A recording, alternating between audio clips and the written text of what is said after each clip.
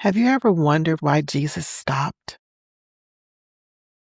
I mean, he knew who touched him. He he knew that she was already healed. So why ask, who touched me? What if the greatest miracle in this story wasn't the healing, but what happened afterward?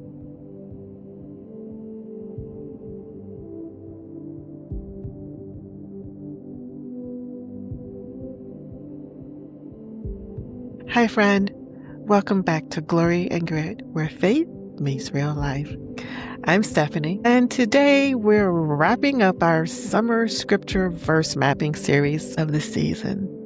And this being the second part of our first season, officially brings our first season to a close. Woohoo! Now we're preparing and we'll welcome in season 2, which the first episode starts on Sunday, the first Sunday in August, which is August the 2nd. So thank you for joining me for this season. I look forward to walking through season 2 with you. Now, if you're new to Glory and Grit, then over the past few weeks for this summer scripture verse mapping series, we've slowed down and looked beneath the surfaces of some familiar passages. We discovered that Psalm 23 is about way more than sheep. That salt is much more than seasoning, and that Jesus washing his disciples' feet was about far more than clean feet, right? So today we're going to look into another familiar story.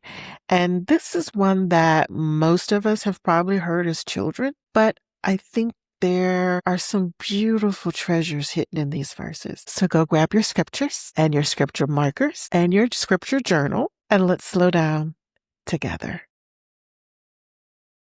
I'll wait. Awesome. All right. We're going to be in Luke chapter 8, verse 43 through 48. And I already grabbed my scriptures, so let's read it. And a woman having an issue of blood 12 years, which had spent all her living upon physicians, neither could be healed of any, came behind him and touched the border of his garment, and immediately her issue of blood stanched. And Jesus said, "Who touched me?"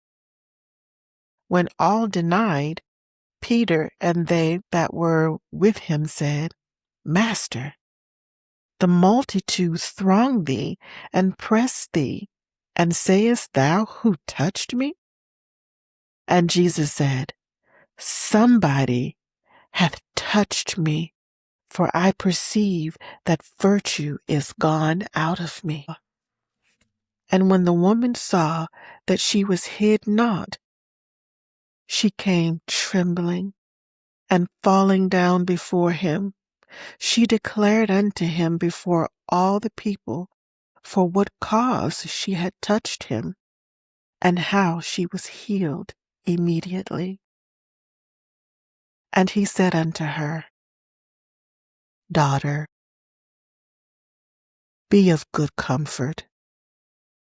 Thy faith hath made thee whole. Go in peace. Let's unpack some of that. So Luke tells us that this woman has been suffering with a blood issue for 12 years. That is a long time, my friend. Before we talk about the miracle, let's talk about the woman, right? So she wasn't just sick. She had this bleeding issue. She'd spent all her living, all of her money, that is, trying to get doctors to help her and to heal her, and none of them were successful in curing her. So because of the law of Moses, continual bleeding also meant ceremonial uncleanness. Okay. So as long as she had this continual bleeding, she was unclean. Therefore, she could not associate with people. She could not touch people because anything that she touched was deemed to be also ceremonial uncleanness. So they felt that she was transferring her uncleanness to the person or the object that she touched. So she didn't have any relationships where she could associate and talk with people, and certainly not touch anyone. And I mean, I'm a hugger. I cannot imagine spending 12 years of my life, a little over a decade, never hugging anyone, never touching, never handshake, never a pat on the back. And it also affected her worship. She wasn't allowed to go into the services and be amongst people. So this affected every part of her normal everyday life. So it wasn't just a medical problem. It carried social and religious consequences as well for her. And so this wasn't something she carried only physically, but also emotionally, and I would assume mentally. How exhausting that must have been.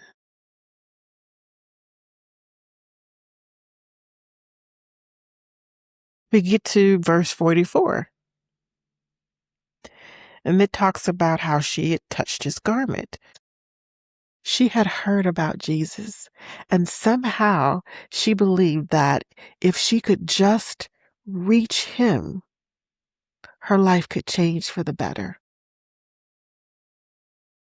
And we see that she wasn't trying to cause a scene. I honestly think that she hoped nobody would even notice her, that she could slip in, touch his garment, be healed, and then slip out and disappear, right?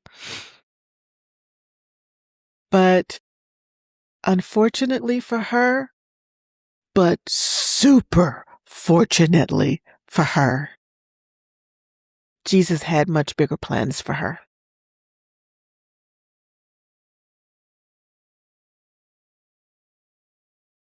Verse 44 tells us that her blood issue was immediately stanched or staunched, whichever one you choose to go with. Stanched is not a word you hear every day these day and age. So it means to stop or slow the flow of liquid, particularly blood, right? So she was her blood issue immediately stanched. Wow. Immediately. Wow. Okay. Now, in this verse, it also tells us that she touched the border of his garments, right? It's not just the border. Back in this, again, in this day and time when this scripture was written, Jewish men wore tassels that kind of hung over them on the outside of their garments. And they're called tzitzits, tzitzit, T-Z-I-T, Z-I-T, on the corners of their garments. And this is what they were commanded to do by God. And you can check that out in Numbers 15. But they were reminders to the men that wore them to remember God's covenant and his commandments. Her faith wasn't in the fabric. Her faith was in Jesus. It was Jesus, okay? Now, the tassels simply happened to be the part of his garment that she could reach. There are theological discussions about that you're more than welcome to look into. We go down to the next verse, 45. And now here's one of my favorite parts, okay? Jesus stops and asks, "Who touched me?" And Peter's like, uh, you're standing in a crowd of people. They are throwing themselves towards you and touching you. And, I'm sure their curiosity has gotten out and they're trying to touch him and feel him and see him. So Peter's like, all these people are pressing against you and you're asking us who touched you? I mean, you can kind of understand Peter's point just a little right there. Like, but then Jesus says, no, no, no, no. Someone touched me.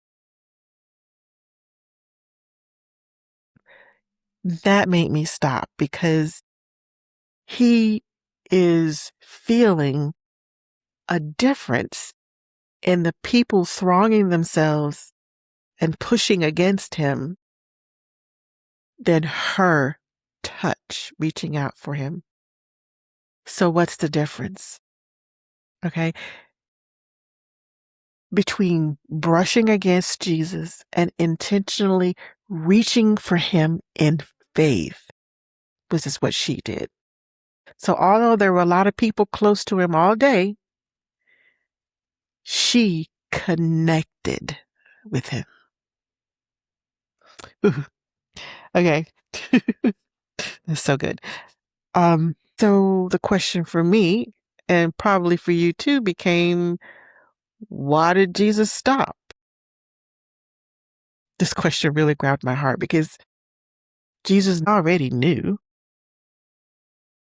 Why did he stop? Well, I don't think that he stopped because he needed information, like for someone to tell him who did it. I think he stopped because she needed something.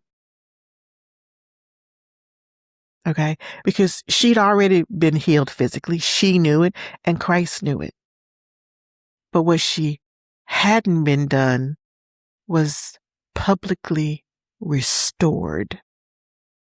And although she might not have been thinking of that, Christ was, because he knows our needs way before we do. He knew that she needed for everyone to learn what had happened to her. He knew that she needed to step out of hiding. She needed her dignity back. So Jesus wasn't exposing her. He was restoring her. Ooh. Wow.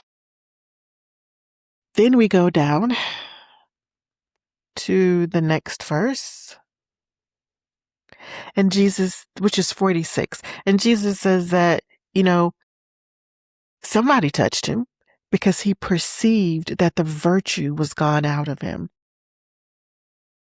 I don't know if we've heard the word virtue before, but in this instance, virtue's definition or meaning is that there was a miraculous healing power or divine strength that flowed through him rather than moral virtues, right?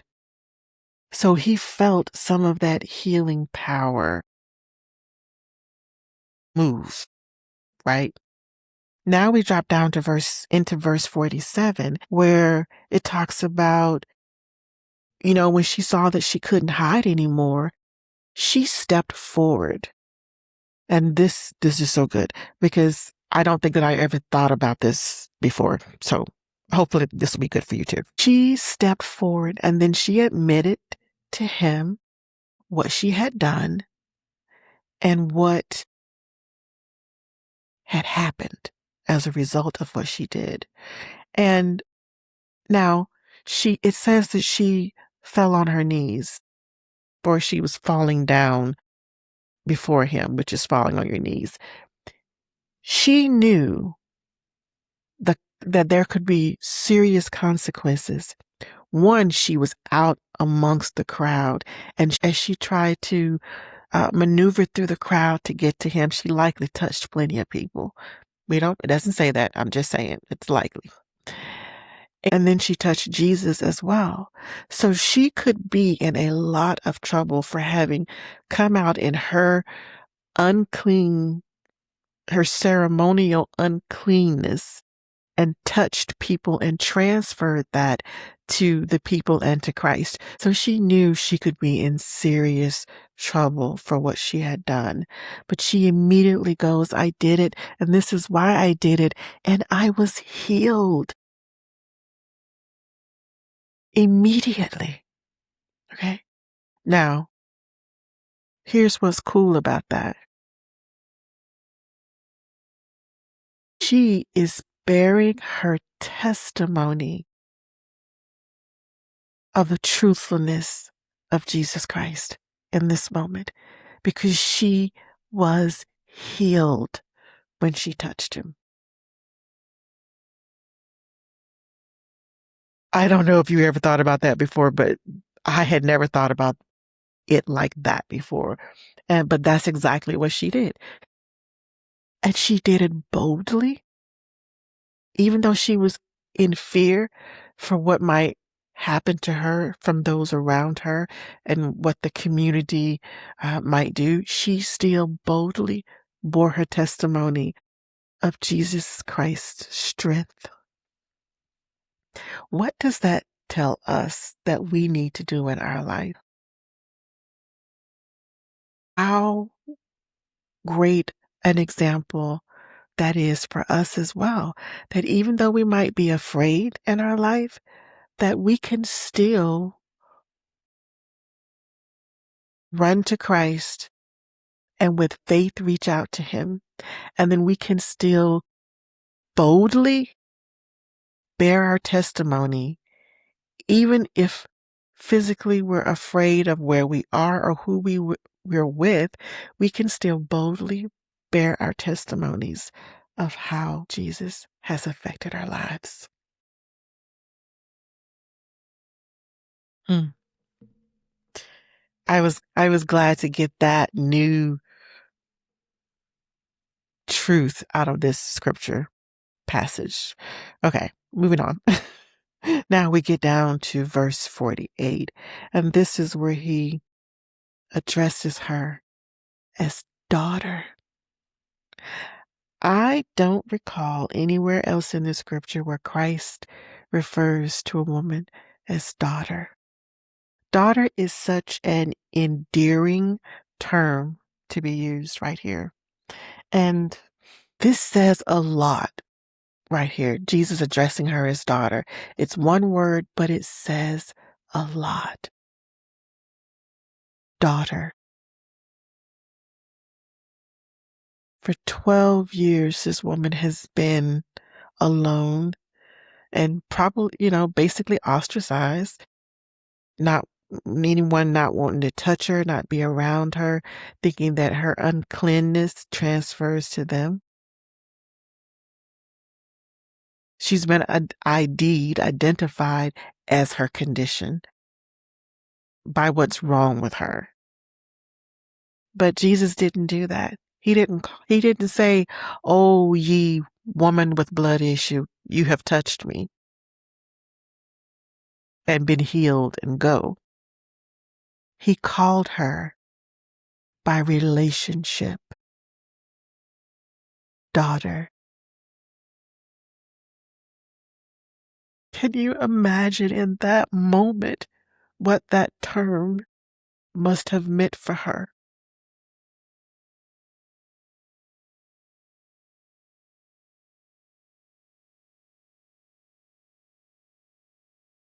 By stopping her and calling her out in front of everyone, Jesus was taking the opportunity to publicly acknowledge her, which I imagine for her must have been quite scary and quite comforting at the same time. Um, This way, he could bring her out of isolation, he could praise her faithfulness, and then he could let them all know that she was no longer unclean. Therefore, she could go back out into the community, and it's okay.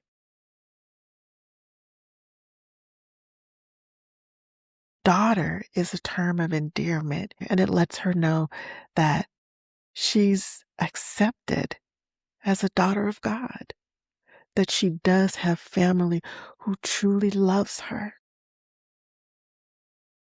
It also lets her know that she's not alone, because I imagine she must have felt that way. I certainly would have. I'm a hugger, and I cannot imagine have spent 12 years without hugging or at least a simple handshake or no one wanting to talk to you.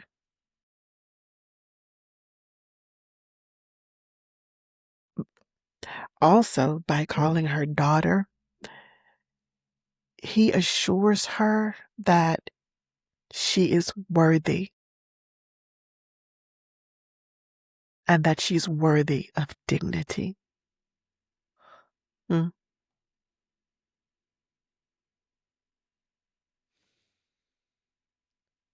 This story tells us so much about his response, shows us how compassionate he is and that he has great divine power. He knows how to heal us and how to restore us, both mentally and spiritually. And I would add emotionally and mentally as well. He notices one person in the middle of a crowd. He doesn't overlook quiet faith. He doesn't rush past hurting people. He cares about more than healing bodies. He restores hearts. He restores dignity. He restores identity. Can I ask you something? Are you simply around Jesus? Or are you intentionally reaching toward him? Sometimes we can be near him without really bringing him the thing you've been carrying. Maybe today it's time to reach, not because your faith has to be perfect, but because Jesus notices the one person who reaches for him. Here's the truth I hope you'll carry this week. Jesus doesn't simply heal what hurts. He restores who we are. Mike Thumper.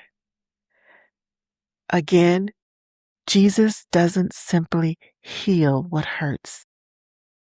He restores who we are.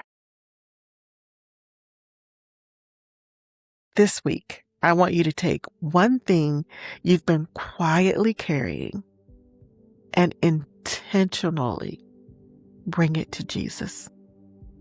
Don't keep hiding in the crowd. Reach towards him. If you'd like to continue studying this passage, and I hope you do, don't forget that you can download this week's scripture verse mapping companion from the resources page at gloryandgritpodcast.com. It includes today's key discoveries, reflection questions, a simple grit and practice to carry with you throughout the week. Thank you so much for spending this summer with me as we've slowed down and explored these passages together.